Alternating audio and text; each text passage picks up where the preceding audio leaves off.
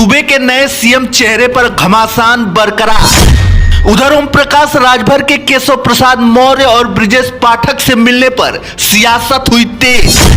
क्या जल्द होंगे यूपी के नए सीएम केशव प्रसाद मौर्य या कोई और? ओम प्रकाश राजभर भी कतार में, कहा जल्द खुशखबरी आएगी सामने।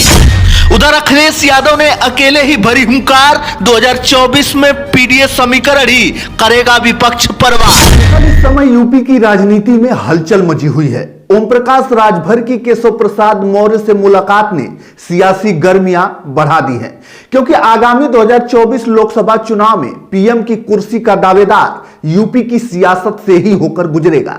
ऐसे में भाजपा नहीं चाहती कि यूपी में भाजपा के खेमे में कोई हलचल पैदा हो। उधर मीडिया के बार बार एक ही सवालों से परेशान ओम प्रकाश राजभर सियासी गलियारों में अबुझ पहेली बन गए हैं। इसी बीच ओम प्रकाश राजभर ने एक और पासा फेंका है और कहा है कि दिल थाम कर बैठिएगा, जल्द खुशखबरी मिलने वाली है। यूपी के डिप्टी सीएम केशव प्रसाद मौर्य और ब्रिजेश पाठक से मुलाकात के बाद उन्होंने तो कहा है कि अपने कामों को लेकर मिलने गया था, और उन्होंने यह भी कहा है कि 30 नवंबर के बाद मुख्यमंत्री जी से बात करके दिल्ली भी जाऊंगा और जल्द ही खुशखबरी भी लाऊंगा। दरअसल अब विधानसभा सत्र भी शुरू होने वाला है और ओम प्रकाश राजभर का कहना है कि इस बार एजुकेशन के मुद्दे को उठाऊंगा, सबके लिए समान शिक्षा होनी चाहिए। और एक बार फिर सपा मुखिया अखिलेश यादव पर निशाना साधते हुए उन्होंने कहा कि उन्होंने सिर्फ पिछड़े और मुस्लिमों को ठगने का काम किया है। मुस्लिमों को डराते हैं कि भाजपा तुम्हारा नुकसान कर देगी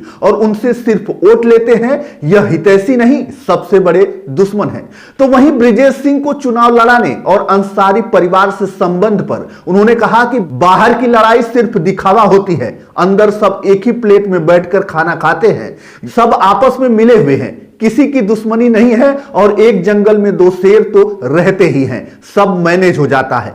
ओम प्रकाश राजभर के घर के बाहर 69,000 और 6800 शिक्षक भर्ती में आरक्षण घोटाले मामले पर प्रदर्शन कर रहे अभ्यर्थियों से ओम प्रकाश राजभर ने कहा कि धरना देने से कुछ नहीं होगा, मुझे पत्र दीजिए, मुख्यमंत्री से मिलकर आग्रह करूंगा। सपा मुखिया अखिलेश यादव पर एक बार फिर हमला बोलते हुए कहा कि स्वर्गीय मुलायम सिंह यादव के बेटे अखिलेश यादव हैं, आज तक कभी आपके लिए आरक्षण की बात तक नहीं की होगी।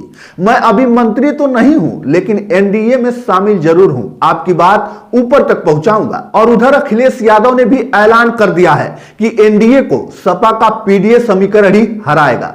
सपा मुखिया अखिलेश यादव ने कहा कि भाजपा के एनडीए को सपा का पीडीए यानी पिछड़ा, दलित और अल्पसंख्यक समीकरण ही हरा सकता है। भाजपा गरीब, दलित और पिछड़ों से उनका हक अधिकार छीन रही है, जो उन्हें संविधान से मिला है, और यह बात जनता भी समझ चुकी है। सपा को जब भी मौका मिलेगा वह पीडीए के हक और सम्मान के लिए हर संभव प्रयास करेगा। भाजपा 2014 में यूपी से ही केंद्र में आई थी और इस बार 2024 के चुनाव में यूपी से ही जाएगी। साथियों, इस वीडियो को आप हमारे जिस भी प्लेटफॉर्म पर देख रहे हो तो उसे ज्यादा से ज्यादा शेयर जरूर करें और 16 हिंदी की ताकत बने। धन्यवाद। जय हिंद, जय भारत।